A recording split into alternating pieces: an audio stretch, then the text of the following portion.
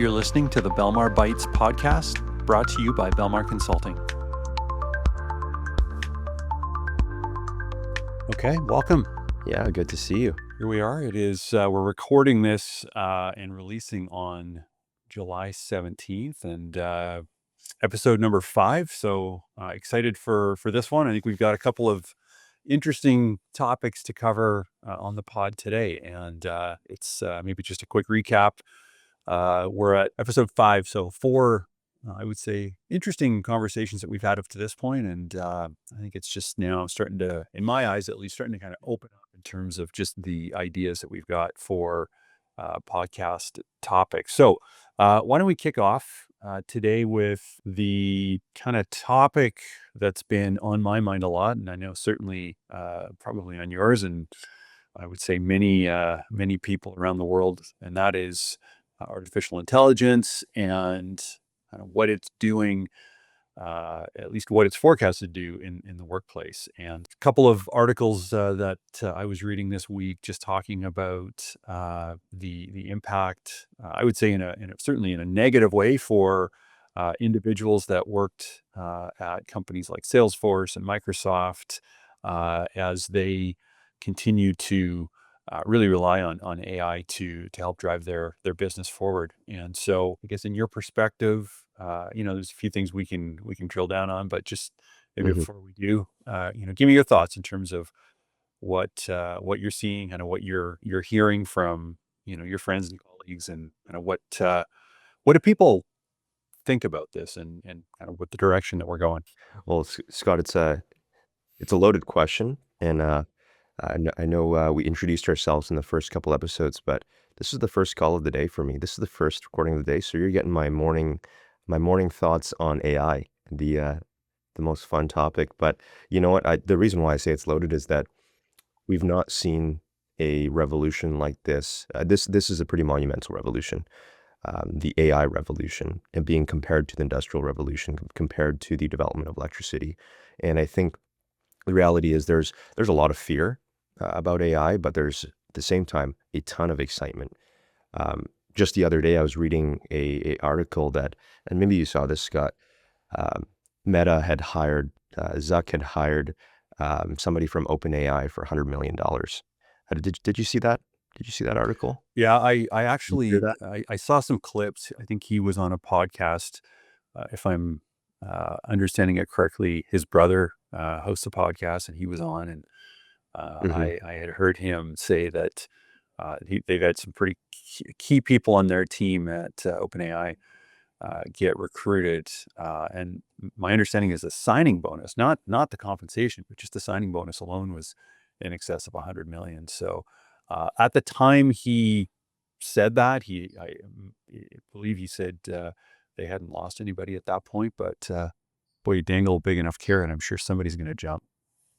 I think the timing is, and I'll tie it all back to AI shortly, but I mean, it's a revolution in that you're seeing signing bonuses this size. I mean, this mirrors that of NBA signings or NHL, or maybe not NHL, maybe more MLB. I'm a big sports guy, and recently it's been the free agency, and you've just been seeing big money being spent around. But now you're seeing a big money being spent on AI researchers, which is perhaps one of the biggest opportunities here, is that there's so much unknown right now Hmm. as it pertains to career opportunity, job market, new app development, new use case development. There's no clear-cut winner quite yet. So I'll start with the opportunities first. There's a lot of opportunities for be it small businesses, startups, people who want to cut their teeth on AI. It's anybody can go and develop the next greatest thing as it pertains to AI, because these tools, I mean, it's fair use. Anybody can use these models as well. So I think that's one of the exciting parts, is that there's no clear-cut winner right now. Anybody can kind of be the next big thing, and I think that's why you're seeing so much investment.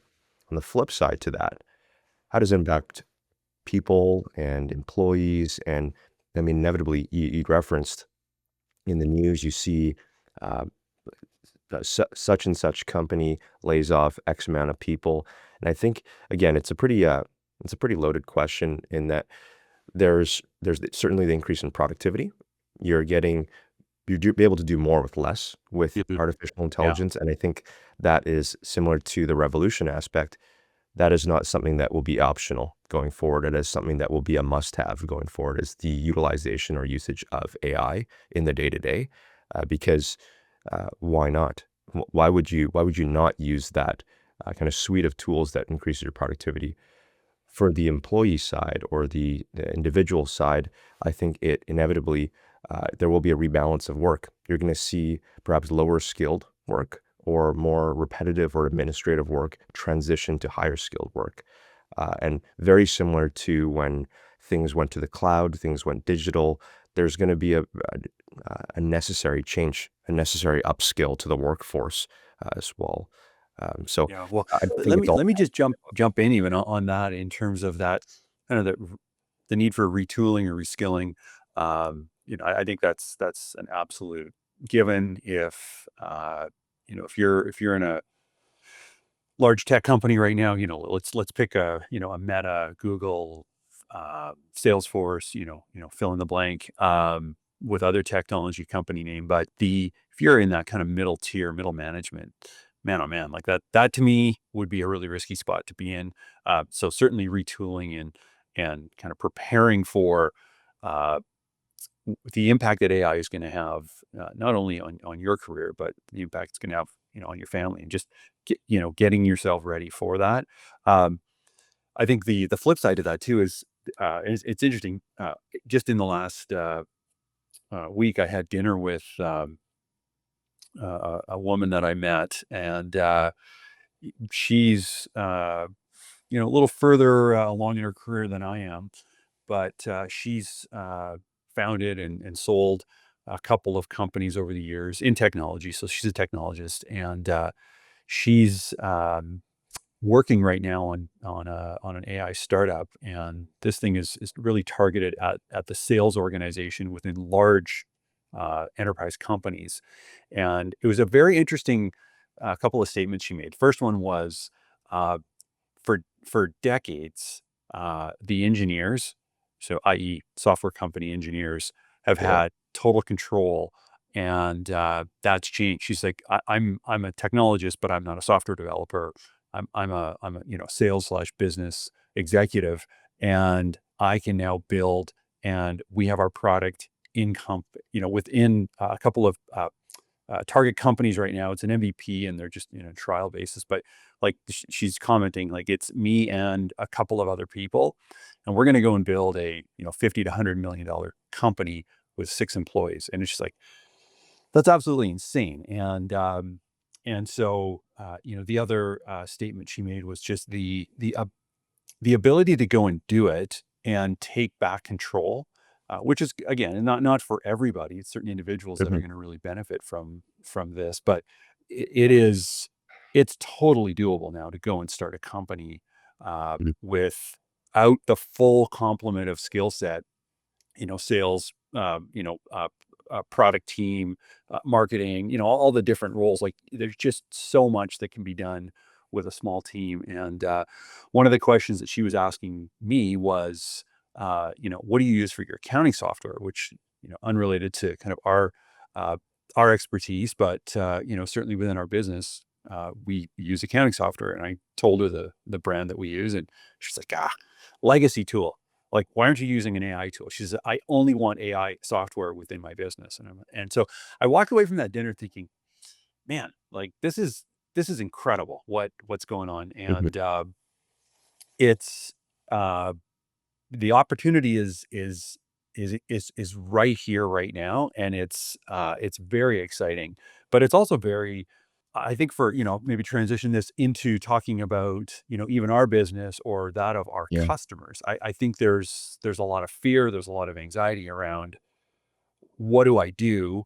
Uh, how do I actually go about doing this? That's a really important discussion, because it's one thing to hear about Yeah. Salesforce, and Mark Benioff recently said 30 to 50% of their the work being done in the company today is now being done by AI. I mean, what does that even mean? Like, how do you actually quantify what that looks like day to day?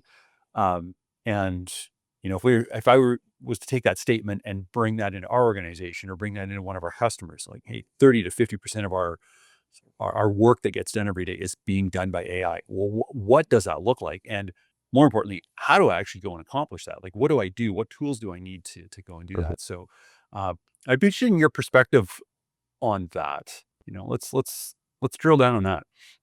Yeah. Well, I'll tie it back to a story. I met, maybe about a year and a half ago, and this is when AI was, it's been around. Let's just call a fact a fact. AI's been around. It's just it's really caught wildfire over the last couple of years through the development of chat-based interfaces that, I mean, look at the widespread use of something like a ChatGPT, or even its integration in tools like Gmail, as an example. Gemini, Google's doing a fantastic job at integrating that in.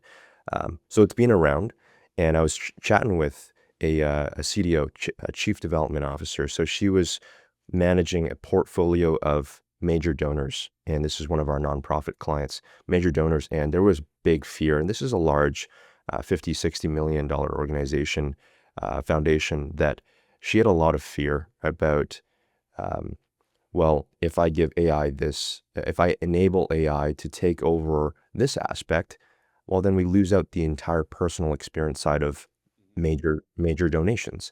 And for the audience listening, major donations being high net worth individuals who are donating large sums of money, be it one time or on an ongoing basis to a nonprofit organization. In this case, there was a pretty significant portion of that. So at this dinner I was having with her, she shared a lot of fear. We don't want to lose the personal, the experience side of this as well. At the same time, they knew that they had to do it because they looked to their left, they looked to their right, and all of these other organizations were using AI, or at least putting their hand up saying that they're using AI. So when I hear things like, well, we're doing 30 to 50% of the work, I think of it as, let's just use a pie analogy. You got 100% of your 100% of this pie is 100% of your time.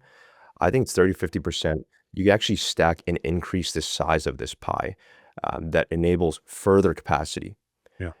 And I think that there's often fear, well, we're going to replace a job. Yeah. Yeah. I think the counter argument to that is, well, maybe this is a job you probably wouldn't have hired out to begin with. If it's able to increase productivity by 10%, 20%, and in this case, major donors, if they were able to start an appeal or solicitation 60% of the way with AI, well, imagine how much more time they could spend in person, experientially, with their major donors Right. versus Yeah. sitting in front of a notepad, writing out. And oftentimes, a lot of that interaction happens in text. But imagine if you could, based off of AI or leveraging AI, suggest, okay, you haven't talked to this person in quite a while. These are the things that you've done in the past. Here's a recommendation. You don't have to take it, but that's kind of my counter to the, uh, vers not replacement, augmentation, and increasing that cap of, pie size, Sure. if you will. Yeah. Well, I mean, it's an interesting way to think about it because I think for most, uh, the default setting is this is going to encroach on me. This is going to encroach on sort of my ability as an individual within an organization.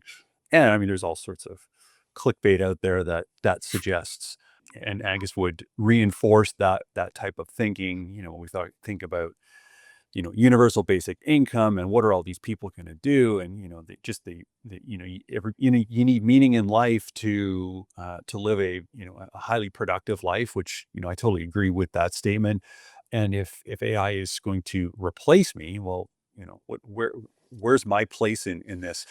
But, your summary, I think, is an interesting way to think about it, and certainly is supported by the way some others are thinking about that Mhm. that exact thing, and that it's if we think about say the overall GDP of a country or even an organization, like what is your Yeah. capacity, what is your ability, and if we use that term GDP within a business, could that be increased by 10, 20, 30% versus cutting. And so I think that's a really exciting way to think about that. And I think that's actually an interesting segue into just even talking about, what we're calling internally at Belmar, just accelerators, and these aren't Yeah. accelerators that we're out, selling and attaching to uh, an implementation of Salesforce. These are more just accelerators or levers that we're pulling internally within our organization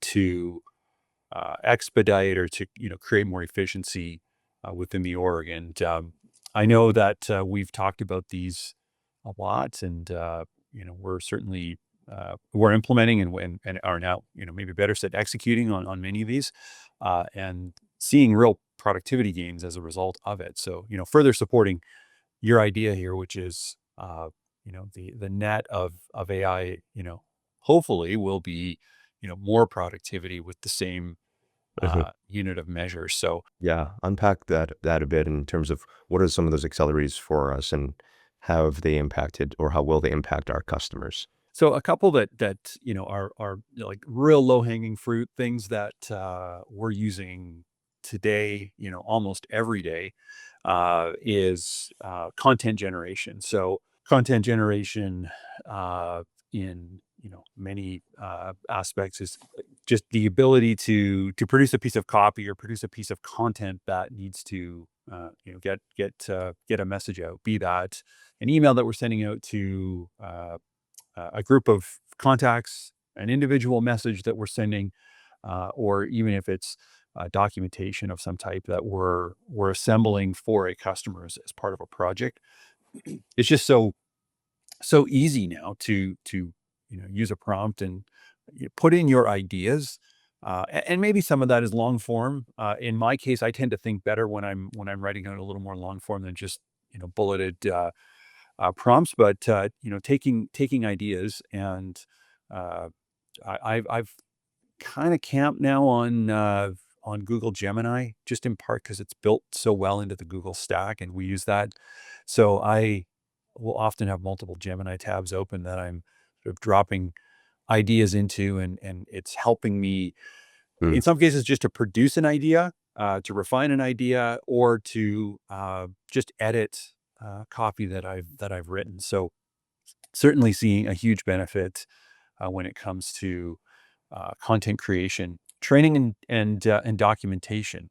I don't know, Matt, if you've had any experience using any of these tools to help support in that, but give me your thoughts on what we're doing today around training. Yeah, and I think it's myself, I think it's the team integrating AI into the day-to-day to increase, be it productivity, but ultimately, I think of the same kind of tagline I've shared of why use Salesforce, to a lot of folks.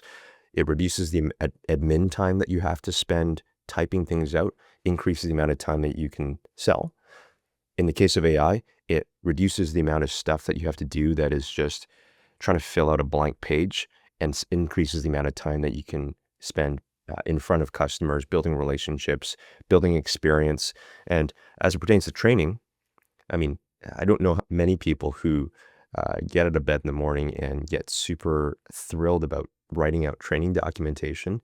Maybe our team. I won't rob them that, but training documentation. In many cases, there is a lot of similarities between the baseline of training documentation. So if we can get 50, 60% of the way there, well, we can spend the time that was allotted or the time that a client has uh, enabled us to go after and do this to further enrich that training, be it through videos, be it through walking them through different elements, be it through step-by-step guides, be it through all of these different other things or different ways to interact with that said training. Again, on the flip side of training, just as equally as exciting as it is to write training documentation, think about somebody who's got this new brand spanking new system that they are having to use, and they're just combing through training documentation. I mean, I'd need 10 cups of coffee to comb through training Yeah, documentation. for Think sure. about if I have 50% of my mental space more to think about how I can deliver that said training in a different way through interactive activities, through interaction, through gamifying it, well, I mean, then we're able to equate that to higher levels of adoption of that said system. So I think that's a big core piece of where AI can be used is getting to that baseline. It's kind of like, I don't know if you've heard the phrase writer's block or I guess Hmm. author's block, where you just get stuck getting those initial ideas, but you know what you want to say, but you don't know how to get it on paper. I mean, I personally, in my day to day, I probably use ChatGPT at least 10 times a day. Um, and not so much to give me ideas, but it is truly a secondary sounding board too, in many cases, of just, okay, these are the ideas I got. Synthesize this for me. So I think training manuals, documentation, it helps you get to that baseline to spend more time on the experience side as well. Which maybe just to kind of wrap up this AI topic, Scott, I saw in here you put Scott's AI antidote. So what Yeah. would you share with somebody who's maybe thinking, should I be scared? Should I be excited about AI and be it our customers? What is Scott's AI antidote? Yeah. Yeah. And this is an idea that I've been thinking about because, again, just to kind of frame the work that we do. I mean, we get invited into organizations to help them implement a technology-based solution, in this case, Salesforce. Uh, and it's often, touching, many aspects of their organization. And this is, in most cases, it's a pretty significant transformation that's happening within the organization. And so, Mhm. sort of, while all that's going on, now we have this new paradigm here of AI, and so I'm putting myself in the shoes of a CEO or an executive director or a senior VP within an organization, and I'm thinking about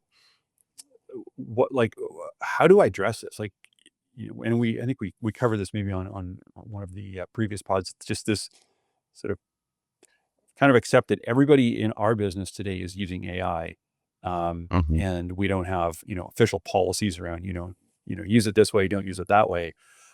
Um, but I'm thinking about how does an organization kind of get from this, maybe a position of uncertainty, angst. They want to be very careful. They can't, to your earlier comment about interacting with donors. Like there's real sensitivity to how Yeah. this technology gets adopted. So, maybe rather than looking at it as well, how on earth are we going to do this? What do we need to do? Let's put a framework together. And this is something that I've been noodling on for a little while now. So, couple points here. One is develop a digital strategy. So, just having a strategy, having a blueprint that you can work with is going to sort of bring some uh, clarity to the task at hand. So that's the first thing. So develop a digital strategy. Number two is invest in technology and skills. That's probably goes without saying. You need to continue to make investment, but better said, make your investment aligned to your strategy. So get your strategy locked and then make investment against that strategy versus being reactive, hearing what others are doing and jumping to, try different things. And nothing wrong with, trying and failing fast, if you will, breaking things Yeah. just to prove out ideas. But certainly in large categories of the business or the organization, you can't just go and break things. So number one, develop a strategy. Two is make an investment that's aligned to that. Three is foster a culture of innovation. So enable your people to bring ideas forward, uh, and prioritize those against the strategy, and then show execution, demonstrate to the team that the organization will execute against these ideas. I mean, one example, if our team that is working with customers directly implementing a solution, I mean, they're hearing things from those customers that I or you or others on our team would not ever hear, just because they're in that environment, they're in that meeting, they're in that Right. conversation. So enable the team that's hearing these ideas or hearing feedback and coming up with ideas to bubble those ideas up to the surface, and you make a commitment to foster that. Number four on the list here, I guess, is leveraging partnerships. Going at this alone is interesting, daunting, scary for some. Certainly, if you don't have a background in technology, how are you to navigate this on your own? So, creating a partnership or a collaboration with others who are in the same boat trying to accomplish the same thing. So, maybe that's, an industry group that you participate in. Maybe you create and you bring others from your community into that. That certainly is an idea. And then lastly is just monitor and evaluate the impact. So, try things, implement, measure it, see what impact it's having, and start with the kind of that lowest hanging fruit, the things that you can go and win quickly with and see value, but are also not putting the organization at any form of risk. So this is an evolving idea that I've got, and one that we're talking to customers about. And Yeah. so if anybody is interested in having that discussion, reach out. And let's have that conversation. I love it. I love that, especially that last part. You don't have to go do this alone. There's, for those who are scared of AI, the reality is there's a lot of other folks like you as Yeah, well, and for sure. you don't have to go figure this out. I'm actually quite certain that nobody's figured this out quite yet, so you don't have to go cut your teeth on this yourself. There's a lot of others that have tried and failed. Let's learn together, and I think as it impacts our clients, you're not alone. Like, you can go and tap those who have tried these things before. So I love the framework, Scott, and I see we got a special shout out. Do you wanna share the special Yeah, shout out? yeah. It's we have for many years. Actually, it's 5 years. Just about 5 years now. We've had a really special partnership with an organization that's based in Vancouver, Canada. So the west coast of Canada. They're called Ally Global. They are an organization that their mission is to go and eradicate human trafficking and support those that have found Mhm. themselves a victim, I guess, to that to what's going on out there. And so we've been partnered with Ally now for 5 years. We've just, I guess, we're announcing that another year partnership, and for us, what that looks like is really just supporting them as an organization. They have an annual event called their Move for Freedom. It used to be a 1 day event. It's now a multi-day event. It really is just designed to get out and get active and do Mhm. something sort of with your community. So we've done events in the past as a company. We've hosted tournaments. I think we did spike ball, then we did pickleball, and we've done just other activities as a company to get out and move and to be together. Really, the objective is to raise awareness and ultimately raise some money to help support the organization. So excited to Mhm. announce again we're doing that. And and so if you want to learn more, you can go to our website. We've got some info there, and yeah, we'd love for you to learn more about Ally Global and get involved in their mission. Yeah. Awesome. Well, hey, that's a great way to wrap, and certainly a deserved shout out to Randy and the team at Ally. So maybe with that, Scott, great episode. We'll catch you on the next pod. We'll Hey, talk to you Matt, soon. thanks for doing this. All right. See ya. This has been another episode of Belmar Bites, brought to you by Belmar Consulting. You can follow us on Apple, Spotify, YouTube, or on our website at belmarcloud.com.